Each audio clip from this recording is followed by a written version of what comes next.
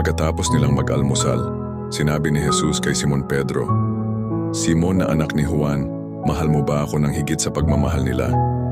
Sumagot si Pedro, "Opo, Panginoon, alam niyo po na mahal ko kayo." Sinabi ni Jesus, "Alagaan mo ang aking mga tupa." Muling sinabi ni Jesus, "Simon na anak ni Juan, mahal mo ba ako?" Sumagot si Pedro, "Opo, Panginoon, alam niyo po na mahal ko kayo." Sinabi ni Jesus, "Alagaan mo ang aking mga tupa." Sa ikatlong ulit ay sinabi ni Jesus, "Simon na anak ni Juan, mahal mo ba talaga ako?" Nasaktan si Pedro dahil 3 beses na siyang tinanong kung mahal niya si Jesus. Kaya sumagot siya, "Panginoon, alam niyo po ang lahat ng bagay. Alam niyo rin po na mahal ko kayo."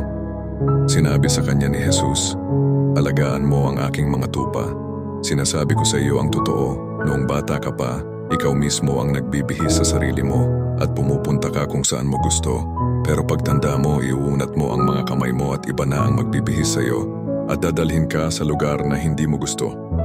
Sinabi ito ni Jesus para ipahiwatig kung anong klaseng kamatayan ang daranasin ni Pedro upang maparangalan ang Panginoon. Pagkatapos, sinabi ni Jesus kay Pedro, "Sumunod ka sa akin." Juan 20:15 hanggang 19.